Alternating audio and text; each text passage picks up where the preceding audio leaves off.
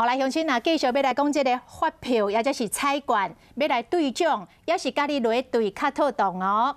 云林有一个乡亲，甲发票交予地夫仔来兑奖，结果就1000万，但是事后这个地夫仔敢若汇200万予这个大伯啊，大伯啊不好去告这地夫仔。啊，这个法官按照双方家族啊会议的协议，这个奖金扣掉税金了后，剩796万，两个人爱对分，一个人分398万，所以判这个地夫啊爱阁予大伯啊198万，啊，这个案件也会当继续来上诉。发票有丢是一件真好运的代志，不过云林却有一口罩，因为对着1000万的奖金，所以检法院。虽然查某人去年底去苗栗3义一间便利商店买饮料有摕发票，今年2月时看到伊地府咧整理发票，伊顺法请伊斗兑奖，结果就1000万，扣掉税金奖金嘛，还有796万。不过伊地府啊，干那汇200万予伊，唔愿轻易，剩的596万，伊阵去甲告。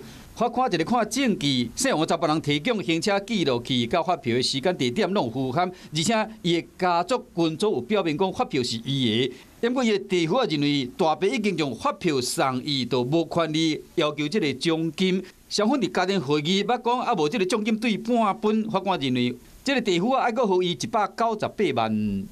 如果是朋友，我应该会是给他分红。钱的问题是有影拢真敏感的。我既然知道这件事情，你也还是要跟我对分嘛。判决里面有提到，是因为和解契约的关系，所以是代替了双方对金额的分配。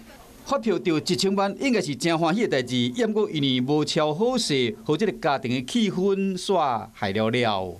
观众朋友，有一件事情不知道你们做了吗？那就是赶快来订阅我们的 CH52华视的频道，而且记得哦，一定要帮我们分享、按赞，还要开启小铃铛。